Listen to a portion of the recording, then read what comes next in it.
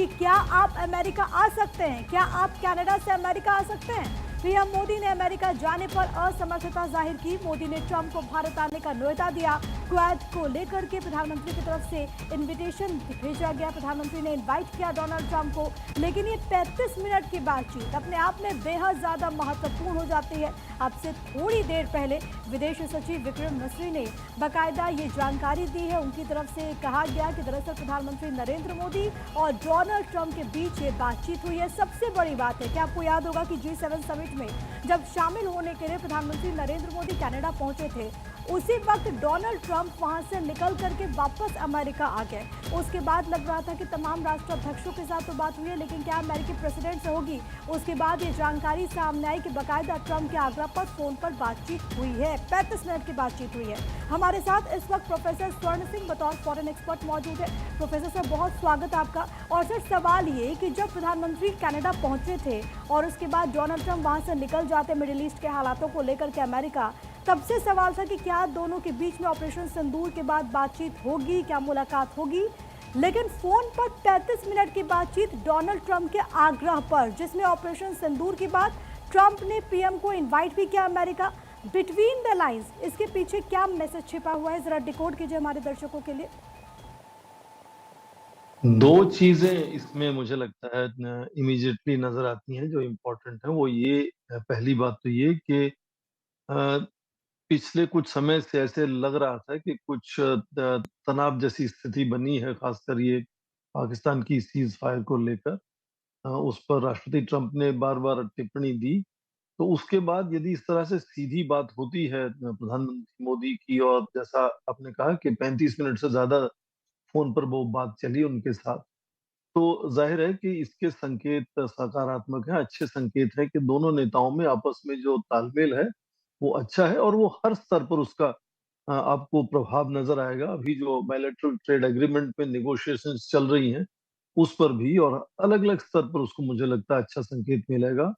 और दूसरी बात कि राष्ट्रपति ट्रंप मिलने जा रहे हैं आज पाकिस्तान के सेना अध्यक्ष के साथ, जनरल आसिम मुनीर के साथ। तो ठीक उससे पहले ये बात हो जाना दोनों नेताओं की, मुझे लगता है वो भी बहुत अच्छा संकेत है एक तरह से कि भारत की जो नजरिया है, सोच है, वो पहले साझा होती है राष्ट्रपति ट्रंप के साथ, पाकिस्तान के सेनाध्यक्ष के साथ बात बाद में होती है उसके।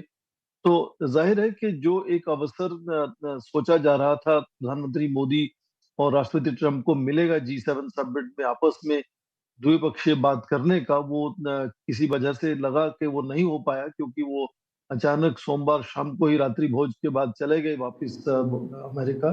तो अच्छी बात है कि दूसरे जो राष्ट्राध्यक्ष वहाँ हैं, जिनको आउटरीच समिट कहते हैं, 8 देशों के लेकिन हैं, सर, इस पूरे तो एपिसोड उनसे में दोनों उनकी तरफ से बात नहीं हो एक पाई, तो पर ये भारत से बात। कि डोनाल्ड ट्रंप जो कि इस पूरे मसले पर आतंकवाद के खिलाफ भारत के सपोर्ट में एक तरीके से नजर आते हैं। जेडी वेंस ने भी इससे पहले पहलगाम हमले के बाद जस्ट बात की थी।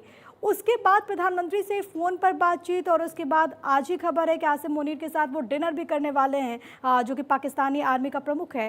तो ऐसे में क्या ये ट्रंप का डबल स्टैंडर्ड नहीं है? क्या इस सिचुएशन में ट्रंप पर क्रेडिबिलिटी जो है वो कितनी ज्यादा है? ये भी कुछ आप देखें, मीडिया में बात आई थी कि वो भारत और पाकिस्तान को कुछ एक जैसा मानने का संकेत करते हैं, कि जैसे उन्होंने कहा कि दोनों देशों के महान नेताओं नेताओं से बात हुई वगैरह। तो ये जो फोन सीधा हो जाना दोनों नेताओं के बीच में है, जो ये दर्शाता है एक तरह से कि अमेरिका के राष्ट्रपति ये मानते हैं कि जब उनको ये अवसर नहीं मिल पाया वहाँ प्रधानमंत्री मोदी के साथ सीधी बात करने का, तो उन्होंने अब बाकी के बहुत से दूसरे राष्ट्र अध्यक्ष भी वहां आए हुए हैं, कोई उनको सबको फोन नहीं किया उन्होंने, हम्म। केवल प्रधानमंत्री मोदी से फोन पर जैसे बात की है। तो एक उनका रुझान भारत के प्रति है, वो उससे नजर आता है कि वो भारत से तालमेल बनाकर रखना चाहते हैं, चाहे वो व्यापार की बात हो या आतंक की बात हो।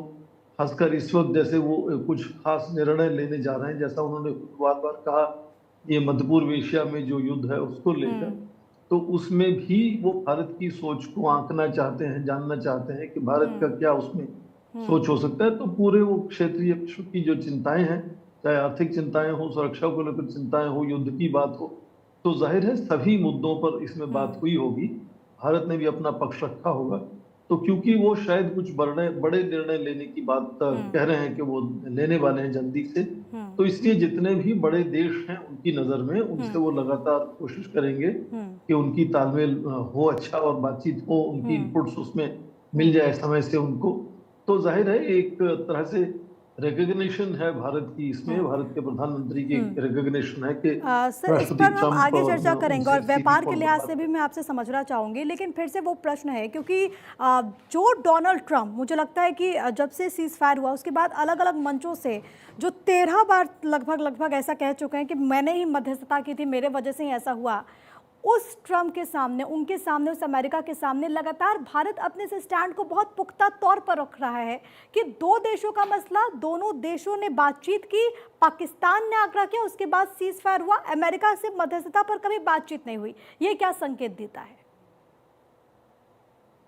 बिल्कुल, वो बात भी लगातार अलग-अलग स्तर से भारत से बार-बार कही गई है कि भारत भारत पाकिस्तान की बात हो, भारत चीन की बात हो, हम्म। किसी भी दूसरी शक्ति का, तीसरी किसी थर्ड पार्टी का वो मध्यस्थता में विश्वास नहीं रखता है।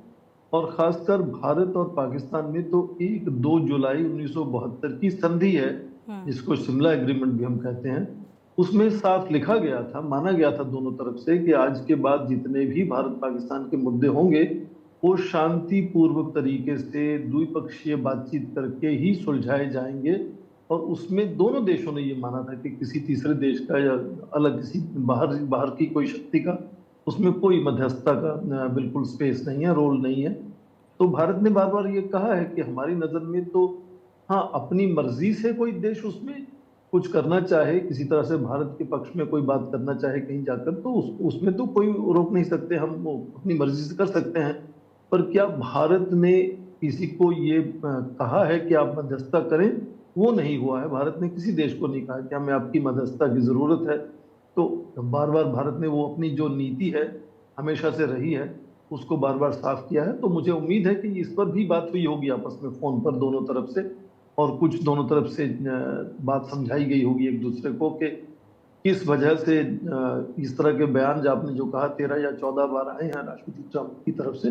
और हम्म। राष्ट्रपति ट्रंप का जो व्यक्तित्व है, एक तरह से उनकी पर्सनैलिटी है, उनका परंपरा से हटकर काम करने का तरीका है, वो भी हम्म। सारी दुनिया जानती है कि वो कभी भी कुछ भी इस तरह से कह देते हैं। बिल्कुल। और उसका कभी कभी बहुत सीरियस मायने नहीं होते हैं उसके पीछे। हम्म। लेकिन आपने बड़ी दिलचस्प बात कही। अब सोचिए कि पाकिस्तान भले ही जाकर के अलग अलग देशों से गुहार लगाए, लेकिन भारत का तो एक क्लियर कट सेट है और ये भारत ने लगातार कहा है कि दो देशों के जो मसले हैं वो दोनों देशों के बीच ही सुलझेंगे।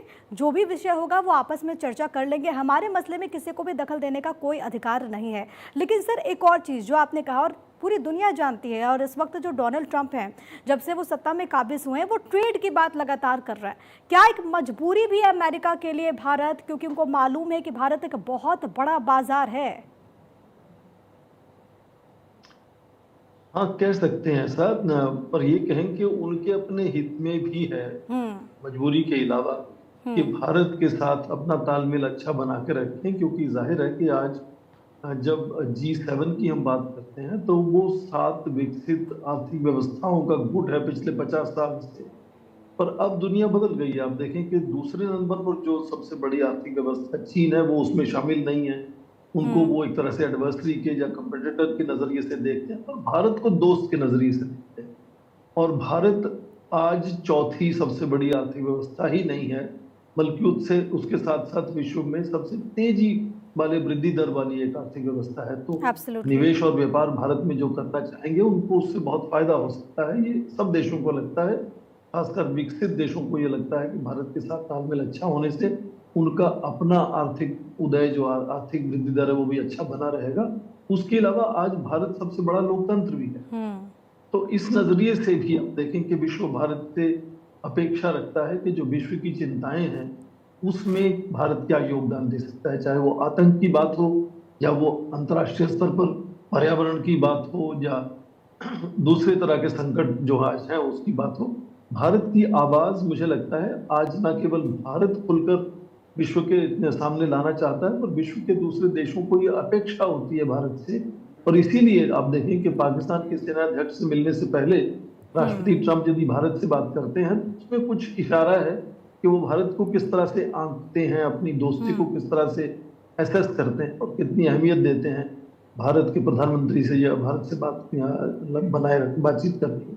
हम्म लेकिन क्या सर इसको अभी इजराइल और ईरान के बीच में जो जंग है, जो गतिरोध है, क्या उससे जोड़कर भी देखा जा सकता है क्या? हालांकि अभी तक ये इन्फॉर्मेशन नहीं है कि क्या इस मसले पर बातचीत हुई हो, लेकिन अगर फ़ोन पर 35 मिनट की वार्ता हुई है तो अभी का तो सबसे ज्वलंत मुद्दा है। और ऐसे में जब अमेरिका भी लगातार इजराइल के समर्थन में, सपोर्ट में और एक तरीके से इस जंग में खुद ही कूद गया है, तो क्या ये संभव है कि एक स्ट्रेंथ बढ़ाने की कोशिश ये डोनाल्ड ट्रंप की क्या हो सकती है? बिल्कुल आपका आंकलन सही है इस पर, क्योंकि आपने यदि सोशल मीडिया पर राष्ट्रपति ट्रंप के कमेंट्स को फॉलो किया है पिछले 24 घंटों में, तो उनके जहन में इस वक्त ये जो इजराइल और ईरान का युद्ध है वो सबसे बड़ा मुद्दा उनके सोच में इस वक्त है, उनकी सबसे बड़ी प्रायोरिटी है। उन्होंने खुलकर कहा कि कोई बड़ा निर्णय लेने वाले हैं इसको लेकर जो कि सीज फायर तक सीमित नहीं है पर उससे भी परे हो सकता है।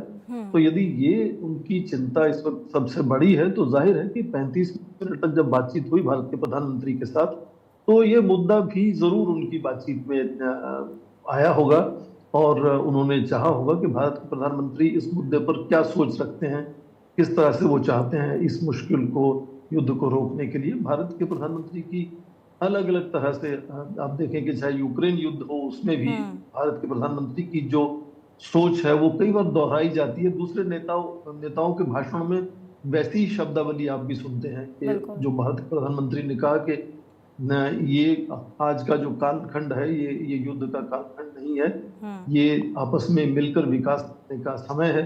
तो वो कई दूसरे भाषणों में भी वो भाषा नजर आती है। कई बहुराष्ट्रीय सम्मेलनों के जो दस्तावेज जारी होते हैं, ज्वाइंट स्टेटमेंट बाद में, उसमें ये शब्दावली आपको नजर आती है। तो भारत की क्या सोच है इस तरह की युद्ध से जुड़ी हुई चिंताओं को लेकर, उसमें जाहिर है कि वो बात भी राष्ट्रपति ट्रंप और भारत के प्रधानमंत्री मोदी के साथ हुई होगी आपस में। और चूंकि भारत, मैंने कहा कि आज उभरती हुई शक्ति है, बड़ी आर्थिक व्यवस्था है, बड़ा लोकतंत्र है, तो भारत की आवाज को अपनी साथ मिलाकर आगे बढ़ने में मुझे लगता है कि ज्यादातर जो बड़ी शक्तियां हैं वो, इसीलिए आप देखें कि 12 या 13 बार भारत जो है वो G7 समिट में शामिल हो चुका है। प्रधानमंत्री मोदी 6 बार उसमें शामिल कर चुके हैं, जबकि भारत उसका सदस्य नहीं है। कभी कभी इन देशों में ये बात भी उठती है कि क्या भारत को उसमें सदस्यता देनी चाहिए। तो भारत की जो नई छवि है उभरते हुए भारत की, वो जाहिर है कि वो बड़ी शक्तियों को ये एनकरेज करती है, उत्साहित करती है कि वो लगातार भारत के साथ तालमेल बनाकर अंतर्राष्ट्रीय जो संकट मुझे हैं, लगता है चुनौतियां हैं, शायद यही एक वजह है कि चिंताएं, जब कनाडा की तरफ से इनविटेशन मिला तो वहाँ पर भी खबर सामने आई कि वहाँ पर भी लग रहा है कि क्या भारत को बुलाना चाहिए, जो भी हालात बने हुए हैं। लेकिन मार्क कार्नी ने एकदम से स्पष्ट कर दिया कि आप भारत को इग्नोर नहीं कर सकते, एक बड़ी आर्थिक शक्ति के तौर पर भी आप उसे इग्नोर नहीं कर सकते। दूसरी बात जो आपने कहा कि प्रधानमंत्री भी कहते हैं कि युग युद्ध का नहीं है, लेकिन प्रधानमंत्री ये भी कहते हैं कि आतंकवाद को बढ़ावा देने का भी नहीं है। सर, अब एक प्रश्न प्रधानमंत्री नरेंद्र मोदी और ट्रंप के केमिस्ट्री को लेकर के, क्योंकि इससे पहले भी हमने देखा हाउडी मोदी का आयोजन हो या फिर नमस्ते ट्रंप का आयोजन हो, फिर जब वो सत्ता में काबिज होते उसके बाद प्रधानमंत्री उन चुनिंदा नेताओं में से थे जिन्होंने फ़ोन पर बात की और उसके बाद पीएम खुद व्हाइट हाउस में पहुंचते हैं। लेकिन जिस टैरिफ को लेकर के घोषणा हुई थी उसके बाद ऐसा लग रहा था कि कहीं ना कहीं जो रिश्ते हैं उसमें कुछ उतार चढ़ाव हुआ, लेकिन फ़ोन पर बातचीत करके और खुद अगर डोनाल्ड ट्रंप इसकी पहल कर रहे हैं तो ये बताता है कि रिश्ते बिगड़े नहीं अमेरिका के साथ, ट्रंप के साथ। बिल्कुल नहीं बिगड़े रिश्ते। आप देखें कि जो राष्ट्रपति ट्रंप ने हाल ही में टैरिफ बढ़ाए हैं, वो अपने बहुत करीबी जो अलायंस पार्टनर्स हैं उनके साथ, G7 के जो देश, उनके ऊपर भी उन्होंने उस तरह के जो टैरिफ हैं वो बढ़ाए हैं, क्योंकि उनको वाकई लगता है कि अमेरिका को व्यापार में लगातार घाटा हो रहा है। आज अमेरिका का अंतर्राष्ट्रीय व्यापार जो है उसमें करीब 1 ट्रिलियन का घाटा है अमेरिका को। जाहिर है कि वो चिंता का विषय है उनको। हालांकि सबसे बड़ा व्यापारी घाटा चीन के साथ, भारत के साथ केवल 45 बिलियन डॉलर का व्यापारी घाटा अमेरिका को है भारत के प्रति। तो उनकी चिंता बिल्कुल एक तरह से समझ आती है कि वो चिंता है उनकी, पर उसको हटाने के तरीके जो हैं वो शायद बहुत से देशों को अचंभा उसमें लगता है, अजीबोगरीब लगते हैं, क्योंकि आप व्यापार घाटा कम करने के लिए अपने जो आपका निर्यात है उसको कंपेटिटिव बनाते हैं। आप दूसरे देशों पर इस तरह से टैरिफ हाइक नहीं अचानक कर देते, या इस तरह से उनको धमकी नहीं देते, या उनको चेतावनी नहीं देते कि 24 घंटों में आप ऐसे करेंगे नहीं तो हम ये करेंगे, इतना टैरिफ और बढ़ा देंगे। अभी जैसे 9 जुलाई की एक लिमिट दी हुई है 3 महीने की उन्होंने, तो उसको लेकर मुझे लगता है केवल भारत ही चिंतित नहीं है, सारे देश चिंतित हैं। हाँ, भारत से भी देखिए, बहुत से देशों से बहुत पहले भारत जागरूक हो गया था। ये बात मार्च के बाद धीरे-धीरे विश्व में सामने आई कि वो बहुत टैरिफ बढ़ा रहे हैं और देश क्या करेंगे। पर भारत ने फरवरी में ही अपने बजट में कुछ संकेत दे दिए थे अमेरिका को कि किस तरह से हम टैरिफ कुछ जो चीज़ें अमेरिका से आयात होती हैं, जैसे हेवी ड्यूटी मोटरसाइकिल्स हैं, जो कुछ और चीज़ें हैं, ड्रोन्स हैं और बहुत सी चीज़ें, उनमें हम टैरिफ पहले से ही कम करने का संकेत किया। फिर फरवरी में ही प्रधानमंत्री गए अमेरिका, तो संकेत हुआ कि दोनों में एक नई बायलैटरल ट्रेड एग्रीमेंट होगी जिसमें इन सब मुद्दों को सामने लाकर सुलझाया जाएगा। तो भारत ने लगातार कोशिश की है कि जो तनाव है इस मुद्दे को लेकर, उसको तनाव को किसी तरह से सामने से हटाया जाए और आपस में तालमेल और बनाया जाए। और आखिरी छोटी सी बात, मुझे लगता है ये भी जरूरी होता है इस जवाब में शामिल करना, कि आप देखें कि हाल ही में जब वो G7 समिट से रात्रि भोज के बाद जा रहे थे, तो फ्रांस के राष्ट्रपति ने ये समझाने की कोशिश की कि राष्ट्रपति ट्रंप अचानक क्यों चले गए, और उन्होंने कहा कि वो आज ईरान इराक युद्ध के सीज फायर की कोशिश में ज्यादा व्यस्त हैं। तो उसके जवाब में आप देखें, राष्ट्रपति ट्रंप ने सोशल मीडिया पर लिखा कि वो पब्लिसिटी सीकिंग है, और इस तरह से और भी कई दूसरे नेताओं पर अलग अलग टिप्पणियां कर चुके हैं। कम से कम भारत के प्रधानमंत्री या भारत के दूसरे नेता इन सब तरह की टिप्पणियों से अभी तक बचे हुए हैं। उसका मतलब क्या है कि तालमेल अच्छा है, और वो बात समझते हैं कि किस तरह से राष्ट्रपति ट्रंप और उनकी टीम से किस तरह से डील करना है, किस तरह से लगातार तालमेल बना के रखना है, ताकि उस तरह की भाषा का इस्तेमाल भारत के विरोध में, भारत के नेताओं के प्रति ना हो सके, ना हो। तो उससे एक जो इमेज है भारत का, जो छवि भारत की है, विदेश नीति की जो छवि है, कि आप किस तरह से अपनी दूसरे देशों के साथ तालमेल और हिस्सेदारी बनाते हैं, तो वो भी एक कारण है। मुझे लगता है कि राष्ट्रपति ट्रंप को लगता है कि भारत से वो बातचीत कर सकते हैं, और उनको लगता है कि इस बातचीत की शुरुआत भी उनको करनी चाहिए। तो ये बहुत अच्छा संकेत है आपस में कि भारत की जो बदलती हुई छवि है उसको मान्यता मिल रही है, न केवल राष्ट्रपति ट्रंप की तरफ से भी। आप यहाँ कनाडा में भी आप देखें कि जो उनकी मुलाकात हुई प्रधानमंत्री कार्नी से, उसमें चाहे भाषा को आप देखें या उनकी बॉडी लैंग्वेज को देखें, बिल्कुल आपको लगेगा कितना अलग है उनकी पहले की बॉडी लैंग्वेज और भाषा जो पहले वाले पूर्व प्रधानमंत्री जस्टिन ट्रूडो के साथ थी। तो वो एक तरह से उसमें भी एक नया अध्याय शुरू होने का जैसे आपको नजर आता है। तो जाहिर है कि भारत की जो एक बदलती हुई छवि है, उसमें ज्यादातर और अब तो सर दुनिया भी मान रही है कि भारत तो उनके लिए जरूरी है और उनके हित के लिए, क्योंकि एज अ मार्केट, जैसा मैंने शुरुआत में जिक्र किया, ट्रंप की बॉडी लैंग्वेज भी, केमिस्ट्री भी, जब भी वो पीएम से मिलते हैं तो वो बहुत कुछ इशारा करती है, और इसी वजह से मुझे लगता है कि शायद वो हर बड़े मंच से वो कहते हैं, जब भी भारत का जिक्र होता है, कि Modi is a good friend of mind. लेकिन सर अब एक प्रश्न ये भी कि जब इस दौरान चर्चा हुई 35 मिनट की, तो एक बात कही गई जो कि विदेश सचिव विक्रम मिस्री ने कहा है कि ऑपरेशन सिंदूर अभी जारी है। पाकिस्तान ने पहले हमला किया, पहलगाम की बात होती है, उसके बाद हुआ कि हमने किस तरीके से काउंटर ऑपरेशन किया, वहां पर जो आतंक के अड्डे थे उनको नष्ट किया गया। पाकिस्तान के लिए इस पूरे संवाद में क्या मैसेज आपको समझ में आ रहा है? इसमें मुझे नहीं लगता कोई मैसेज देना जरूरी है। वो पाकिस्तान अपना हैसियत को समझता है। मैं कई बार कह चुका हूं कि भारत का मुकाबला पाकिस्तान से है ही नहीं। मतलब इतना बड़ा देश है भारत पाकिस्तान के कंपैरिजन में। हमारी फॉरेन एक्सचेंज रिजर्व्स भारत की जो हैं वो पाकिस्तान के फॉरेन एक्सचेंज रिजर्व से 45 टाइम्स ज्यादा है। 11 गुना हमारी इकोनॉमी है। 7 गुना हमारी पॉपुलेशन। तो हमारा देश तो बहुत अलग है, और वो दुनिया के देश भी ये बात समझते हैं कि भारत से बातचीत करने का तरीका और दुनिया भी बातचीत जानती कैसे है कि होगी, एक मुल्क और ऐसा है पाकिस्तान जो से कि दुनिया बातचीत में कैसे आतंक की होगी। सप्लाई करता है, तो एक मुल्क ऐसा है जो कि वसुदैव जी। कुटुंबकम की बात करता है, पूरी दुनिया को परिवार मानता है। Thank you so much sir, बहुत शुक्रिया आपका हमारे साथ जुड़ने के लिए और हमारे दर्शकों तक जानकारी साझा करने के लिए।